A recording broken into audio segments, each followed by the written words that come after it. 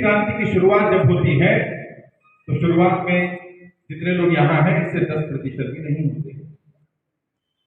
और जितनी भी पॉलिटिकल पार्टियां हैं देश में, जितने भी नेता हैं, आप उन्हें देख भी रहे होंगे, सुन भी रहे होंगे, वो बात कर रहे हैं जाति की, वो बात कर रहे हैं धर्म की, लेकिन जनता के मुद्दों की बात कोई कर नहीं रहा। और मैंने रामलीला मैदान से 2.5 लाख से ज्यादा लोग थे, वहां से वादा किया था आम जनता में से ही ऐसे लोग चुने जाएंगे जो जनता की कर्जा मुक्ति के लिए प्रयास करेंगे, और हमें जो करना पड़ेगा करेंगे, सड़क पर उतरना पड़ेगा उतरेंगे, चुनाव लड़ना पड़ेगा लड़ेंगे, लेकिन जनता का कर्जा माफ करवा कर रहेंगे, उससे पहले हम रुकने वाले नहीं। और इससे फर्क नहीं पड़ता कि हम चुनाव हारे या जीते, फर्क इस बात से पड़ता है कि हम मेहनत से लड़ने के लिए तैयार है कि नहीं है। और हमारे बीच में से अगर किसी ने जिम्मेदारी ली कि मैं चुनाव लड़ूंगा, और जैसा राजीव जी ने कहा लोकसभा का चुनाव लड़ना आसान नहीं होता। मैं एक पॉलिटिकल ट्रेनर हूं, मैं पॉलिटिशियंस को ट्रेनिंग देता हूं, मैं जानता हूं कि लोग पार्षद का चुनाव लड़ने से भी डरते हैं। उन्हें डर लगता है कहीं अपोजिशन वाले आकर के मेरे ऊपर केस ना कर दें, मुझे अरेस्ट ना करवा दिया जाए। और यहाँ आपके बीच में ही एक साधारण व्यक्ति हिम्मत करता है कि मैं सांसद का चुनाव लड़ूंगा। तो मैं आप सबसे पूछना चाहता हूं, क्या ऐसा व्यक्ति सांसद बनना चाहिए कि नहीं बनना चाहिए? ऐसे निवास नहीं बनना चाहिए कि नहीं बनना चाहिए? बनना चाहिए कि नहीं बनना चाहिए? तो क्या सब सपोर्ट करने के लिए तैयार है? दोनों हाथ उठा करके क्या अजय जी को सपोर्ट करने के लिए तैयार है? तैयार है? बस एक काम करो, 19 तारीख को वोटिंग होने वाली है, 7 दिन बचे हैं तुम्हारे पास। इन 7 दिनों में ना तुम केवल अपना कर्जा माफ करवा सकते हो, बल्कि उन सबको राहत दिला सकते हो जो कर्जे के कारण परेशान हैं। करना क्या है? मैं यहां आ गया दिल्ली से चल करके, मैं तुम्हारे गली मोहल्ले में तो नहीं जा सकता, मैं तुम्हारे गांव में तो नहीं जा सकता, तुम जा सकते हो। आज से ही, बल्कि अभी से ही लोगों को बताना शुरू कर दो। और जितने लोग हैं, 100-125 लोग हैं, अगर हर व्यक्ति केवल 100 घरों तक ये संदेश पहुंचा दे कि कोई आपके बीच का व्यक्ति है जो आपकी कर्जा मुक्ति के लिए प्रयास कर रहा है, वो लोकसभा का चुनाव लड़ रहा है, वो कोई बहुत पैसे वाला व्यक्ति नहीं है, वो एक आम इंसान है, और हम उसका साथ दे रहे हैं, और तुम्हें भी उसका साथ देना चाहिए। तो आप सोचिए, एक दिन में अगर 100 लोगों तक आपने जानकारी पहुंचाई तो 10,000 घरों तक संदेश एक दिन में पहुंच सकता है। और बस उनको भी यही बता दो कि तू अपने पड़ोस में, अपने आसपास में लोगों को बताना शुरू कर, कोई व्यक्ति जनता की कर्जा मुक्ति के लिए प्रयास कर रहा है। तो सोचिए अगले 7 दिन के अंदर हर घर भंडारा घरों लोकसभा का हर एक घर, हर एक मतदाता, हर एक व्यक्ति तक जानकारी पहुंच जाएगी। और जो और उम्मीदवार हैं किसी भी पार्टी के हो, हमारे किसी पार्टी किसी नेता से रची नहीं है, अगर वो उम्मीदवार आपके क्षेत्र में आए, वोट मांगे, तो एक ही सवाल पूछना, क्या जनता की कर्जा माफी का समर्थन करते हो या नहीं करते हो? जब बड़े बड़े उद्योगपतियों का लाखों करोड़ रुपए का लोन माफ कर दिया गया, राइट ऑफ कर दिया गया, अंडरराइट कर दिया गया, तो आम जनता का भी कर्जा माफ होना चाहिए।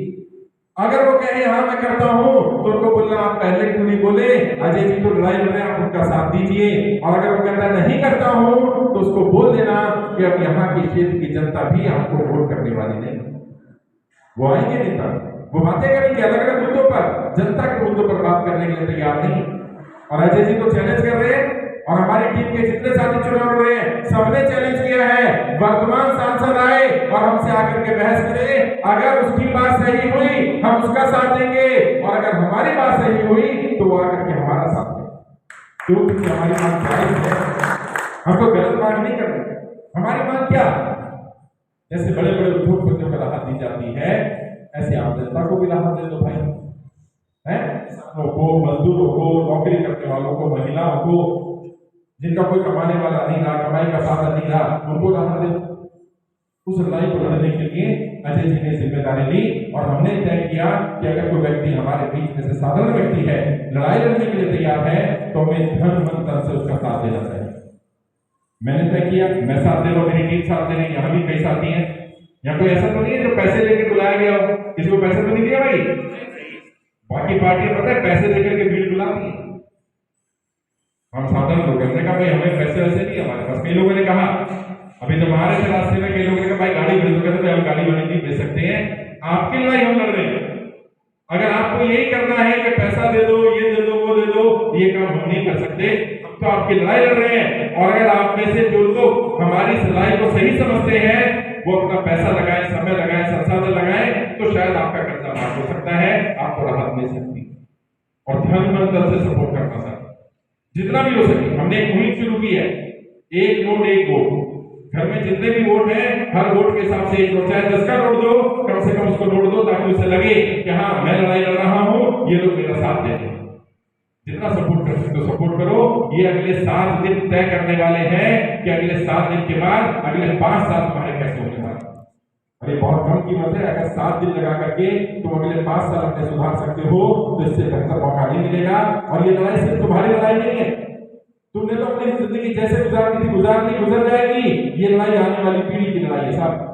बाबा साहब अम्बेडकर ने कहा था कि अगर आप अपने लड़ाई लड़े और आप चुप हो जाते हैं, तो आपको भी कीमत चुकानी पड़ेगी और आपकी आने वाली पीढ़ियों को भी कीमत चुकानी पड़ेगी। अगर आप बोलेंगे तो हो सकता है केवल कीमत आपको चुकानी पड़ेगी, लेकिन आपकी आने वाली पीढ़ियां बच जाए।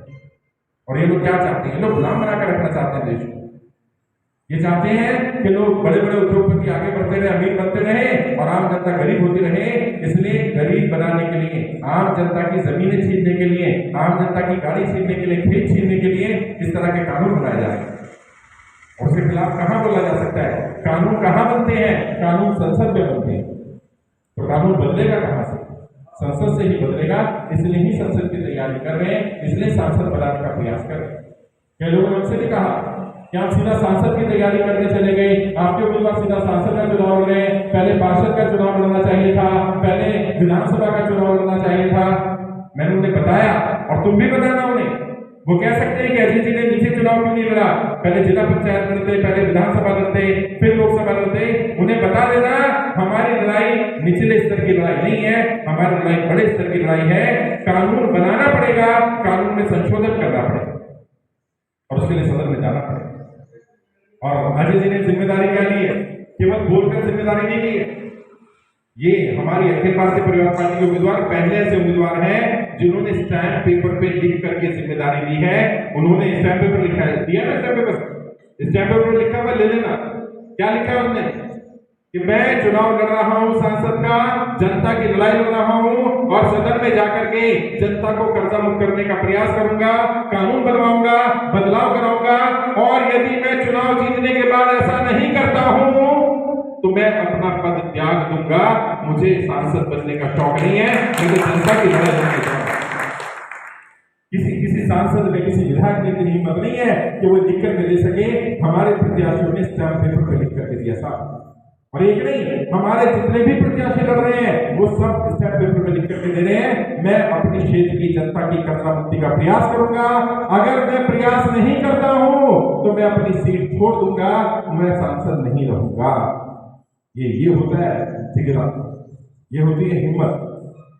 और आज क्योंकि आप सबने मेहनत की, प्रयास किया, मुझे बुलाया, मैं बहुत आभार व्यक्त करता हूं कि आपने मुझे यहाँ बुला करके मुझे आपको अपनी बात रखने का मौका दिया। ऐसा उम्मीदवार आपने दिया। वाकई में मैं अजय जी को पिछले 4-5 वर्ष से जानता हूं, पर्सनल संबंध है हमारे। अजय जी वाकई जमीन से जुड़े व्यक्ति हैं, साधारण व्यक्ति हैं, साधारण परिवार के। कोई ये नहीं कह सकता कि ऊपर से पैराशूट से कोई उम्मीदवार दे दिया गया। कोई ये नहीं कह सकता कि यहाँ से तो टिकट को किसी को अमीर आदमी को दे करके बैठा दिया गया।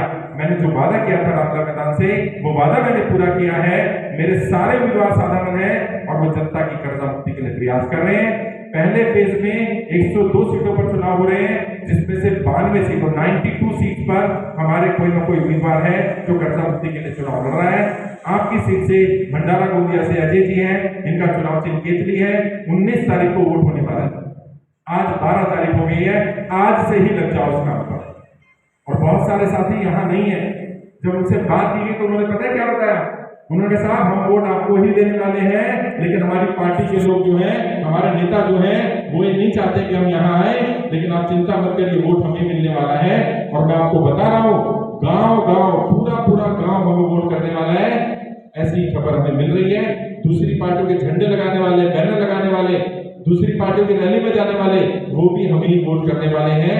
इस बार केतली का चुनाव चिन्ह ही जीत हासिल करने वाला है, इसका विश्वास है। बाकी लड़ाई बहुत बड़ी है। और भी कई कार्यक्रम है, क्योंकि यहाँ बताया गया था 2 बजे तक का कार्यक्रम है और हम समय की मर्यादा को समझते हैं, तो मैं कोशिश करूंगा कि कार्यक्रम को समय पर समापन किया जाए। अगले कार्यक्रम के लिए हमें निकलना है और मैं उम्मीद करता हूं कि चुनाव के नतीजे बहुत सकारात्मक होंगे और मैं दोबारा आपसे संवाद करूंगा जब अजय कुमार जी जीत करके आएंगे, सांसद के रूप में आएंगे, उस समय आकर के उस कार्यक्रम में जरूर मैं संबोधन करूंगा इस विश्वास के साथ। वही नारा जो हमारा नारा है, जनता तक जो नारा पहुंचाना है, उससे ही अपनी बात को समाप्त करूंगा। मैं कहूंगा कर्जा मुक्ति लाना है और आप कहेंगे जनता को बचाना है।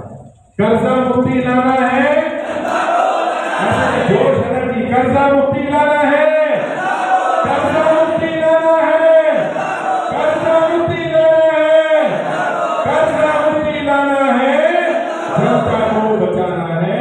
ये जनता को बचाने की लड़ाई है, भंडारा गोंदिया के एक नागरिक को बचाने की लड़ाई है और उसके लिए जिस हद तक भी जाना पड़ेगा हम जाएंगे। हम इस लड़ाई को जरूर जीतेंगे, इस विश्वास के साथ मैं अपनी वाणी को विराम देता हूं। बहुत बहुत शुक्रिया। जय हिंद, जय भारत।